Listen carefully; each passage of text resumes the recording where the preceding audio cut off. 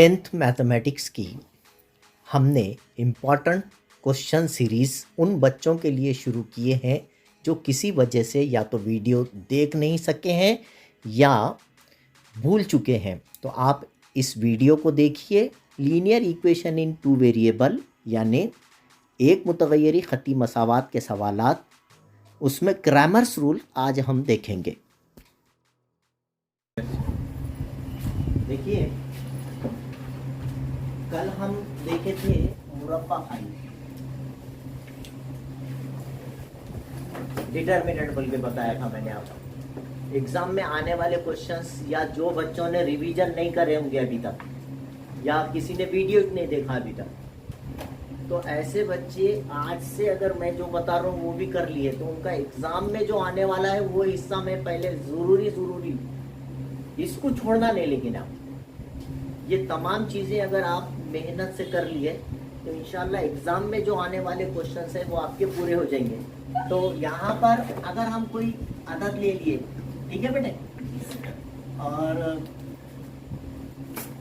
ऐसा कुछ भी ले सकते, तो ये इसको डिटर्मिनेंट की कीमत मालूम करो। Find the value of the following determinant बोल के बोलता हूँ। इसको डिटर्मिनेंट बोलते हैं, दो लकीरों के बीच में या मुरब्बा खाली। तो आपने सिंपली क्या करना है, ये पहला आदत है, इससे लास्ट वाले को जरब देना, 7 जरब तो माइनस 5 से उसकी तरफ। ये कल बताया था मैंने। तो 7 दूनी 14, 5 दूनी 10, तो कितना आया जवाब? बस इतना ही करना है आपको, 2 नंबर मिल जाते हैं। कुछ बहुत मुश्किल है क्या? तो ये अहम हिस्सा है। कहाँ से शुरू करेंगे? पहले आदत से। किसको जरब देंगे? लास्ट वाले। क्रॉस मल्टीप्लीकेशन, तिरछा जरब, 7 से 2 को और ये 5 से ऊपर वाले को। और दोनों के बीच में अलामत कौन सी लेना है? माइनस। इसका जरब करना, उसका जरब करना, और दोनों में से बड़े अदद में से छोटे अदद को निकाल के बड़े अदद की अलामत है। कभी कभी माइनस में भी आती है। ये है मुरब्बा खाली का। अब इसी का यूज करके उन्हें बोलता क्रैमर के तरीके से हल कीजिए हमजाद मसावात को। By using Cramer's rule solve the following simultaneous equations. तो यहां पर क्रैमर्स रूल पर कौन सा रूल? उसमें बस यही काम करना है। खाली आपको ध्यान से 3 डिटर्मिनेंट कैसा लिखना है मैं बताता हूँ। 3 डिटर्मिनेंट लिखने का तरीका आप याद रखें कि तिरछा जरब करेगी जवाब आते रहे। ठीक है, बड़ा आसान सा मसला है, बहुत आसान हिस्सा है ये। तो देखिए कैसा है। एक आधा सवाल बुक में से ले लेते हैं। बुक में से देखो 1.3 निकालो, एक्सरसाइज नंबर 1. कोई एक बच्चा निकालो खाली जल्दी से। एक्सरसाइज नंबर 1.3 मिली? बोलिए, इधर बताइए। तो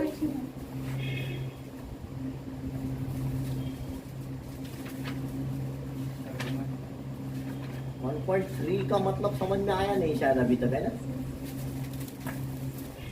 तो ये जो क्वेश्चन है 1.3 का, एक हम क्वेश्चन ले लेते हैं। 3x - 4y = 10, और उसमें सेकेंड इक्वेशन ये वाली है 4x + 3y = 5। ठीक है, ये एक इक्वेशन आपके पास दी हुई है। तो इस सवाल के सबसे पहला काम करें आप, एक के नीचे एक रख दो। आसानी के लिए बता रहा हूं। ये पहली मसावत के नीचे दूसरी मसावत लिख दो, और साथ ही साथ इस बात का ख्याल रखें यहाँ पर कि ये सीक्वेंस में होना चाहिए। एबीसीडी में पहले एक्स आता फिर वाई आता है ना, तो पहले एक्स वाला रहना, फिर वाई वाले रहना, और फिर मसावी के बाद गिनती के अदद रहना जिसके साथ एक्स वाई नहीं है। ठीक है, इसके साथ भी एक्स वाई नहीं है। इसमें ये सिर्फ इसके नीचे लिखा मैं। लिख सकते कि नहीं लिख सकते? 2 मसावत एक के नीचे एक लिख सकते ना। और लिखे बाद आप 3 डिटर्मिनेंट बना। डी, पहले डिटर्मिनेंट का नाम डी रखना, दूसरे डिटर्मिनेंट का नाम डी एक्स रखना, और तीसरे डिटर्मिनेंट का नाम डी वाई रखना। अब इसमें कभी यम यन देता तो D D M D N, ठीक है। नाम उतनी देर में चेंज कर सकते हैं ना। मसावात के अंदर एक्स वाई आया तो डी एक्स डी वाई, तो एक डिटर्मिनेंट रहेगा डी, डी जो डिटर्मिनेंट रहेगा उसमें ये देखो ये लाइन जो है ये एक्स वालों की है, ये लाइन जो है वाई वालों की, कॉलम बोलते हैं उसको कॉलम। ये कॉलम में किसको लिखेंगे, एक्स के कोएफिशिएंट्स लिखेंगे, और इधर क्या लिखेंगे, वाई के कोएफिशिएंट्स लिखेंगे। एक्स के कोएफिशिएंट कौन कौन है, 3 और 4।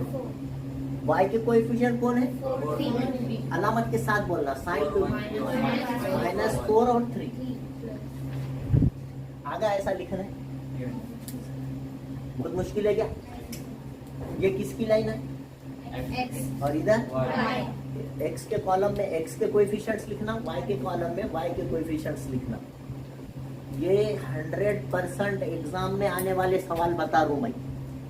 आप बोलेंगे सर क्या बात बताए थे आपने, एकदम इसकी प्रैक्टिस करना, आपको बराबर प्रॉब्लम सॉल्व करने आ जाएगी। एक के नीचे एक दो इक्वेशंस लिखो, उसमें भी तरतीब का ख्याल रखो, एक्स वाले पहले, उसके बाद वाई वाले, फिर उसके बाद इक्वल टू के बाद जो आपके कांस्टेंट है उन कांस्टेंट बनते, जिसके साथ एक्स वाई नहीं है उनको मुस्तकिल अदद कांस्टेंट कहते मसावी के बाद। लिखने के बाद इसको जो है एक्स वाई के साथ लिखा क्या मैंने यहाँ पर, ये पहली जो कॉलम है एक्स का खाना है, इसमें एक्स कॉलम है ये, इसमें लिखिए, और इधर वाई वाले लिखिए।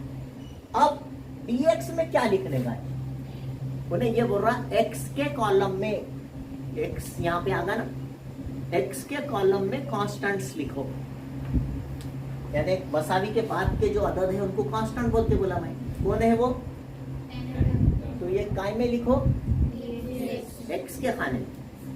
ये खाना एक्स का है कि ये है, इधर क्या लिखना बोल रहा है, ये खाने में वो है कांस्टेंट, है ना। कांस्टेंट्स को कहाँ लिखना, एक्स के कॉलम में, और वाई के कॉलम में वाई के कोएफिशिएंट लिख लो, कौन है वो,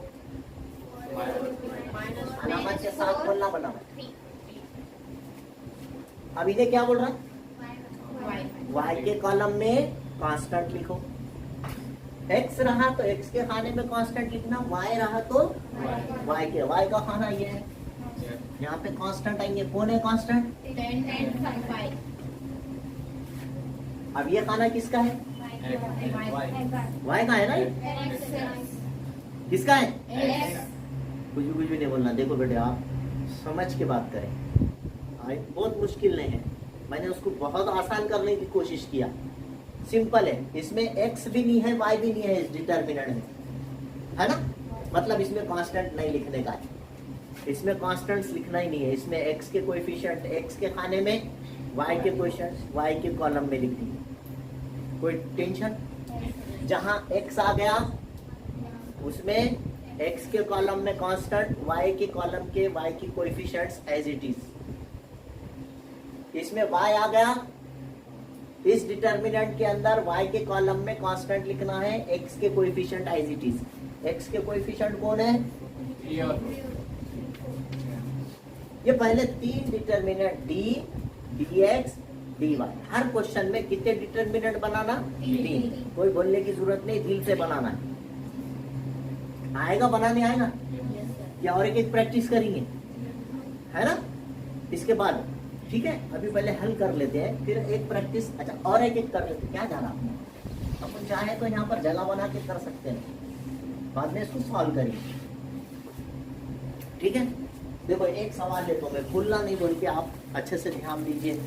एक क्वेश्चन और ले लेते हैं यहाँ पर, मैं साथ ही साथ जो है x + 2y - 1 और सेकेंड इक्वेशन है 2x - 3y = 2x - 3y = 12। दोनों इक्वेशन में एक के नीचे एक लिख लिया पहले। अब मैंने क्या बोला, जैसी सॉल्यूशन, इसमें क्या लिख के आता, solve the simultaneous equations by using Cramer's rule. Grammar के उसूल का इस्तेमाल करके हमजाद मसावात हल कीजिए। तो आप एक के नीचे एक लिखते, आप समझ जाना, इसमें अपने को 3 डिटर्मिनेंट बनाना। डायरेक्ट शुरू हो जाना, 3 डिटर्मिनेंट बनाना है बोले, बगैर किसी के ग्रामर रूल बोला कि 3 डिटर्मिनेंट। 3 डिटर्मिनेंट बना, पहले डिटर्मिनेंट का नाम, दूसरे का नाम, तीसरे का नाम। कोई डाउट है इसमें आपको? नहीं। इसमें x भी नहीं है, y भी नहीं है, तो इसका मतलब x के और y के दोनों के जरिए आएंगे। कांस्टेंट आएंगे क्या? नहीं। कौन है यहाँ पे? कौन है? 1 and 2 पहले कॉलम में, और y के कॉलम में 2 minus 3 पक्का समझ में आना? अच्छा, x आया तो ये कॉलम में कौन आएंगे? x के कॉलम में कौन आते? y आते। y के कॉलम में x आता है, x के कॉलम में y आता। कांस्टेंट्स आएंगे। x के कॉलम में कौन है कांस्टेंट? 1 है क्या? -1 and 12। और y के कॉलम में y के जरिए लिखना, कौन है वो? 2 minus 3। थोड़ा सा संजीदगी का मुजाहरा करें, उसमें कोई परेशानी नहीं है, लिखने की भी जरूरत नहीं है आपको फिल वक्त। आप सिर्फ समझ के पूरा लिखने का तरीका खाली समझ जाओ, घर पे जाके 1 घंटा एक्स्ट्रा दे दो बस। पहले बात को अच्छे से समझ जाओ, कैसा लिखने का तरीका है बता रहे आप, तरीका है, तरीका बनाया हुआ है, तो वो तरीका उसी तरीके से समझना जरूरी है। साइमल्टेनियस इक्वेशन सॉल्व करने के कल 2 तरीके बताए मैंने, इससे पहले की वीडियो देखी आपने, उसमें मैंने 2 तरीके बता दिया। एक के नीचे एक रख के काटे थे, और दूसरा जो है ग्राफ बना के करें, है ना। सब्स्टिट्यूशन मेथड अभी बाकी है, वो इसमें नहीं है। अब ये तीसरा तरीका by using grammars rule, grammar के उसूल का इस्तेमाल। ग्रामर के उसूल का नाम आया तो क्या करेंगे? 3 डिटर्मिनेंट बनाएंगे। कोई बोलने की जरूरत रहेगी क्या? एक के नीचे एक 2 मसावतें लिखेंगे। पहले इसमें x के कोएफिशिएंट पहले कॉलम में, y के कोएफिशिएंट सेकंड कॉलम में। जहां पर x आ जाएगा dx, x के कॉलम में कांस्टेंट आएंगे। कांस्टेंट बोले तो कौन? मसावी के बाहर, जिसके साथ x और y नहीं रहता, ठीक है, वो लिख देंगे। और ये y का कॉलम है, इसलिए y के coefficient 2 and -3 as it is. इसमें y के कॉलम में कांस्टेंट, कौन है कांस्टेंट? ये y का कॉलम, और x के कोएफिशिएंट x के कॉलम में, ठीक है, कौन है वो? आप समझना अच्छा कि अभी और एक क्वेश्चन लेने का। चलिए, अब सिर्फ तिरछा ज़रब करना है, ये जैसा हल करे थे वैसा यहाँ हल करना है। इसको तिरछा ज़रब करेंगे, ठीक है, तिरछा ज़रब करके हल कर लें। या तो नीचे करो आप, d = 3 ज़रब 3 माइनस फार्मूले का माइनस 4 ज़रब -4 4 × -, ये माइनस फार्मूले में से आया। यहाँ पे क्या हुआ बोलो? किसका? 10 × 3 माइनस फार्मूले 5 × यहाँ पे क्या होगा? 3 × -4 × 10। समझ में आ रहा क्या बेटा? कि अभी कुछ बाकी है और? अच्छा, यहाँ क्या होगा? वही बोलने का, डरने का नहीं है उसमें। 1 × -3 फार्मूले का माइनस, हाँ 2 × 2। एक नहीं, 2 एग्जाम्पल में 3 इसके डिटर्मिनेंट 3 उसके डिटर्मिनेंट पे, एक भी स्टेप भूलना नहीं। आप करने आ जाना बस, अभी का अभी भी आ जाना है, क्योंकि इम्तिहान में आने ही वाला है। By using grammar rule solve the simultaneous equation बोलना ही बोलना है। तो आप उस तरीके को आज पक्का कर लेना। आज घर पे ऐसे 4-5 सवाल, यहाँ मैंने 2 करा रहा हूँ, बुक में के 3-4 सवाल आप खुद प्रैक्टिस करें। प्रॉब्लम सेट में ऐसे क्वेश्चंस और है, वो लेके करें। बड़ी जमात में आ गए, खुद से करते जाएं। अभी जितनी ज्यादा आपका टाइम जो है आगे जाएगा, अभी वो टीचर का भी काम आ रहा, वो हिस्ट्री ज्योग्राफी वाले भी दे रहे और मराठी वाले भी दे रहे, और है ना, और इंग्लिश का भी काम आ गया, मैथ्स वाले भी दे रहे, साइंस वालों का। तो ये काम बढ़ने वाला है, इसलिए रोज का रोज काम करो, काम कम नहीं होगा आपका। आप ऐसा नहीं सोचे, अब मार्च तक आपको सांस लेने की भी फुर्सत नहीं रहती है। काम तो लेना ही लेना है, देखो काम लेंगे और आपको काम के लिए कोई भी, अब काम कितना आ रहा है ना, काम देख रहे कि नहीं, आपको कितने वीडियोस आ रहे हैं, हमारे पूरे वीडियोस आ रहे हैं, फिर दूसरे लोग भी काम दे, ये भी करो, वो भी करो, वो कॉपी कंप्लीट करो, तो आप जल्दी जल्दी करो। -1 इंटू -3 और उसके बाद फार्मूले का माइनस, फिर उसके बाद 1 इंटू 2। डाउट नहीं आना, एकदम फटाफट बोलना। हाँ, 1 into 12 माइनस, 2 into -1। ठीक है। इस तरह से आप पहली लाइन लिखें। अगर ये खाली हल करो बोले तो इसको 1 मार्क मिल जाता है ये लिखने को। अब कौन सा बच्चा ऐसा है, 3 का पहाड़ा 3 आता, कितना होगा 9, -2 बार आगा, माइनस माइनस प्लस 4 का पहाड़ा चौक तक, 4 चौक 16। मैं बोला कुछ दूसरा होता क्या है, डी 16 और 9 कितने हो गए 25। आ रहा क्या, वीडियो कट जा रहा है ये? हाँ आ रहा, देखिए चलिए ये होगा। अब इधर आइए, 10 तिया 30 माइनस माइनस माइनस 5 चौक 30 और 20, dx की कीमत 50 आ गई के साथ। ठीक है, 3 पंजे माइनस 4 दाएं 40 में से 15, बड़े में से छोटे कुछ निकालना हमेशा, 25 बचे, लेकिन बड़े अदद की अलामत, समझा, -25। ये आपका काम, जरब करना, पहाड़ा पढ़ना, खाली पहाड़ा पढ़े की जवाब आते रहते। चलिए 3 1 का माइनस है तो माइनस माइनस, 2 2 नहीं 4 दोनों की अलामत एक जैसी है, एक जैसी अलामत रही तो क्या करेंगे, मिलाने का। कितने, 3 और 4 को मिलाओ 7, बड़े अदद की अलामत, ये डी की वैल्यू आ। ठीक है, फिर इनका जरब करना, माइनस माइनस 2 माइनस आ गई कि पहले अलामत का जरब करना, फिर अदद का जरब करना। अब प्रैक्टिस थोड़ी सी छुट्टी होंगी आपकी, लेकिन आप पहले माइनस माइनस 3 1 का 3 प्लस लिखने की जरूरत नहीं। अब ये एक ही माइनस है, 12 दूनी 24 में से 3 निकाल दो 21, बड़े अदद क्या 24 बड़ा, इस तरह dx आगा -20 का, कितना आगा -20। चलिए 12 1 का, समझ में आ रहा, माइनस माइनस 2 बार आए, 2 1 का 12 और 2 ये डी बार लिख देने का। इसमें कोई डाउट है? 2 क्वेश्चन एक साथ करा रहा हूं मैं यहाँ, कोई डाउट है? नहीं। अब ये होने के बाद अब लिखना बाय ग्रामर्स रूल, ग्रामर के उसूल की बिना पर।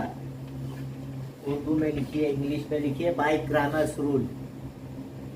यहाँ तक होने के बाद अब लिखना, सवाल में कौन है, वेरिएबल कौन था, खाली x की कीमत निकालना है। आप हल कीजिएगा, मतलब x और y की कीमत मालूम कीजिए।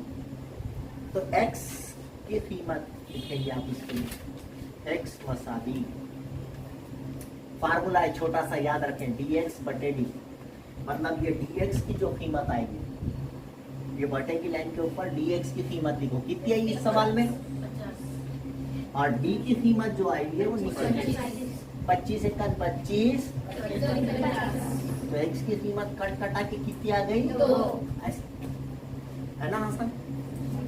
अच्छा, डी वाई की कीमत, अब वाई की कीमत निकालने के लिए ऊपर कौन आएगा और नीचे वही डी वाई बटे डी। ये डी वाई की कीमत कितनी आई इस सवाल में, माइनस के 25, और नीचे डी की कीमत कितनी आई, नीचे डी है तो डी का कीमत कितनी आई, जैसे बोला 25 1 कट कटा की क्या जवाब है, 1 नहीं आया, -1 आया। इस तरह से आंसर आ गया x = 2 and y is equal to Minus -1। one। आप फ्रेश नीचे लिख दिए अभी तो चलता है। x is equal to 2, comma देना, y इज इक्वल टू -1। यहाँ पर भी ऐसी करें आप, यहाँ पर भी यही काम करें। आप लिखे मान x इज इक्वल टू क्या फार्मूला है, dx बटे d। जब आपके पास d की कीमत आ गई, जब आपके पास dx की कीमत आ गई, d की आ गई, dx की आ गई, dy, उसके नीचे लिखेंगे बाय ग्रामर्स रूल, ग्रामर के उसूल की बिना पर, बाय ग्रामर्स रूल। पहले भी इसके ऊपर वीडियो आपको दिया गया है और आज भी आपको शॉर्ट में वीडियो, लेकिन एक साथ जल्दी जल्दी 2 सवाल कराए। समझ में आ रहा ना सब? अब आपका काम है आप फिर से बताओ बोल के नहीं बोलना, आप पूरा पक्का कर लेना और इम्तिहान में बराबर ऐसा सवाल आना ही आना है। इसकी प्रैक्टिस करना। सेम प्रॉब्लम्स बुक में दिए हुए हैं। एक्सरसाइज नंबर 1.3 निकाले, प्रॉब्लम सेट निकाले, यहाँ पर भी वैसे क्वेश्चन है, वहाँ पर भी वैसे क्वेश्चन है, उनको सॉल्व करें। और अगर कुछ नहीं समझता हूँ तो वीडियो को फिर से देखें, कैसा बताए फिर से। अब ये वीडियो दे रहे ना आपको, वीडियो देखना, फिर से देखना। गलती के चांसेस, पहले जमाने में कैसा रहता था, एक बार पढ़ा दिया, अब सर का याद नहीं रहा तो फिर सर को ढूंढो, सर मिलेंगे जब मिलेंगे। अब ऐसा कुछ भी नहीं रहा, आपके पास वीडियो है, निकालिए, 1 से 2 बार वीडियो देखिए, कैसा करना बताए, उसमें पूरी तफसील बोल रहे। काम करना पड़ेगा, लेकिन काम करोगे तो होगा। अभी टाइम देना जरूरी है, खाली बस इतना। हर चीज अवेलेबल है आपके पास यूट्यूब के ऊपर। तो dx बटे d एक छोटा सा फार्मूला है x मालूम करने का। सॉल्व द साइमल्टेनियस इक्वेशन, हल कीजिए का मतलब ही है x और y की कीमत मालूम कीजिए। तो dx की कीमत इस सवाल में कितनी है, -12 का 21, 12 है क्या, 21। और d की कीमत कितनी है, ऊपर भी माइनस नीचे भी माइनस, कट गया, काट देने का।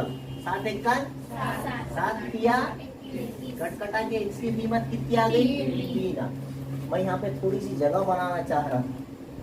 ऐसी y की कीमत निकाल लीजिए आप। y का फार्मूला क्या है, यहाँ पे मैंने बता के रखा, देखो क्या है y का फार्मूला। पढ़ने आ रहा है, क्या लिखा है,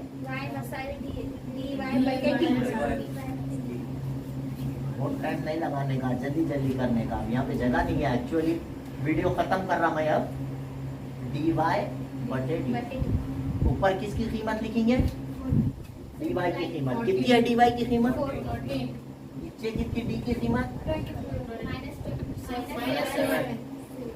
-b और 7। अब यहाँ पे दोनों में माइनस था, काट दिए थे। अब यहाँ पे खाली नीचे माइनस है। 7 एक 7 दूनी, तो कौन कौन बचा, माइनस बचा और 2 बचा। आंसर क्या आगा, -2। अब आप आंसर फ्रेश लिखिए नीचे, x is equal to 3 and y is equal to -2। बात समझ में आई, पूरा अच्छे से समझ में आ गया।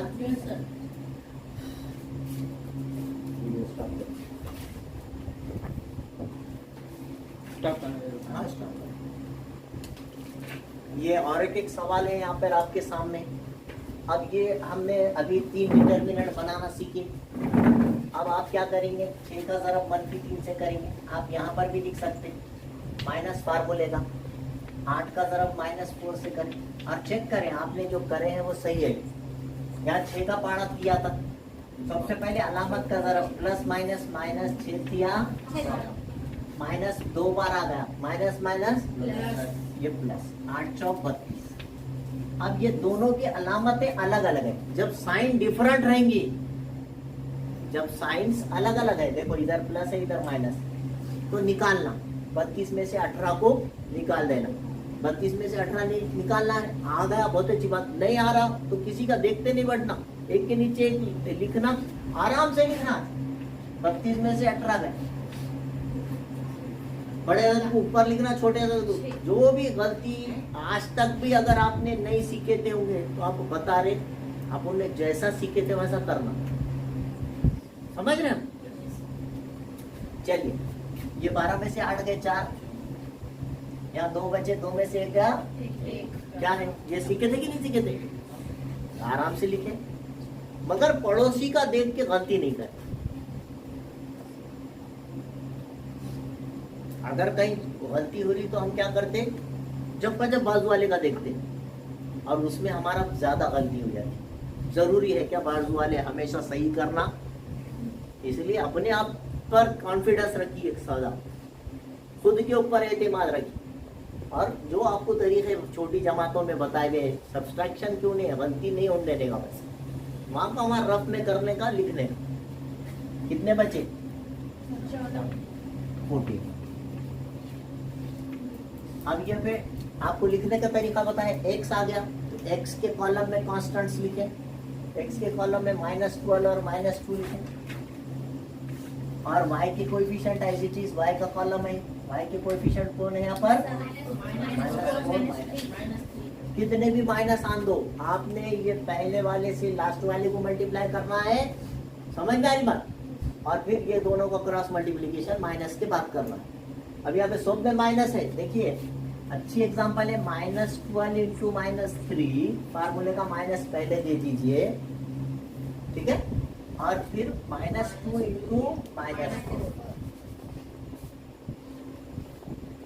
-2 इंटू माइनस, ब्रैकेट का यूज कीजिए आप, ज्यादा माइनस आ रहे, ये फार्मूले का माइनस, फिर ये दोनों -2 इंटू -4। कोई डाउट है? तो ये दोनों दो माइनस हो गए तो क्या होगा बेटी? 12 तिया, ये माइनस दे दीजिए, फिर ये अंदर ब्रैकेट के अंदर दो माइनस क्या हो गए? 4 का पहाड़ा दूनी तक, 4 दूनी 8, तो 36 में से -8 निकाल दो, 28 बचा। कितने बचे? ये dx की वैल्यू आ गई। समझ में आई बात? चेक करना, अभी आपने जो करे उसको चेक कीजिए, सही है गलत। अब dy, अब यहाँ पर y के कॉलम में कांस्टेंट्स लिखेंगे आप, तो -12 और -2 इधर लिखे होंगे आप, और x के कोएफिशिएंट ऐसे चीज, इसमें x का कॉलम है, इसमें y के नहीं लिखना है, इसमें 6 और 8 बाद में दुरुस्त करेंगे, पहले सीखेंगे। 6 जरा -2, इनका मल्टीप्लीकेशन माइनस फार्मूले का 8 इंटू -2, ठीक है? कोई डाउट है? 6 का पहाड़ा कहाँ तक? प्लस, तो ये जमा मनफी 6 दूनी 2 माइनस आ गए, 8 12 8, कितने होते? 12 8 किसको मालूम? 96 है ना? अब दोनों की साइन अलग अलग है, मिलाएंगे कि निकालेंगे? 96 में से 12 गए, 6 में से 2 गए, 9 में से 1 गया, और बड़े अदद के अलावा बड़ा प्लस। ये तीनों आपने वैल्यूज मालूम कर लिए, आपके पास d आ गया, dx आ गया, dy। अब नीचे लिखने का बाय ग्रामर्स रूल, ग्रामर के उसूल की बिना पर, बाय ग्रामर्स रूल। तो x is equal to, formula याद रखें, dx बाय dx की वैल्यू कितनी आई? 48। जो dx की कीमत है ऊपर लिखें, d की कीमत 14 एकन 14, 14 दूनी 28। x की वैल्यू कटा के कितनी बची? 2। मैं आगे y की कीमत निकाल देता हूँ, y इज इक्वल टू, नीचे लिखो इसके y, हाँ, dy बटे d, dy की वैल्यू कितनी आई? बटे d, 14 एकन 14, किसको मालूम? 14 6 के 24। x की वैल्यू कितनी आ गई कटा के y की? नीचे फ्रेश लिख दीजिए, x इज इक्वल टू 2 और y इज इक्वल टू 6। पहाड़े याद करना जरूरी है, कहीं जाकर काटने में तकलीफ हो रही है ऐसा महसूस हो रहा है, आप लेट हो जा रहे, तो पहाड़े भी थोड़ा सा रिवाइज कीजिए। लॉकडाउन है, बेशक लॉकडाउन था, बीच में स्टडी नहीं किए, हकीकत है नहीं किए, तो ऐसे ही छोड़ देंगे क्या? थोड़ा सा अपने रिविजन्स करें, जो हमने पिछली जब ब्रिज कोर्स चालू है वो करें, और साथ ही साथ ये जो आपके सिलेबस का हिस्सा है, ये एग्ज़ाम में आने वाला क्वेश्चन है, इसको रिपीट करें। उम्मीद है आपके समझ में आया होगा। बार बार वीडियोस देखें, थोड़े से पेशेंस लो, घर पे बैठ के बार बार देखो, हाँ, लिख के निकालो और ऐसे क्वेश्चंस बुक में दिए वाले हैं, सॉल्व करो। ठीक है, चलिए।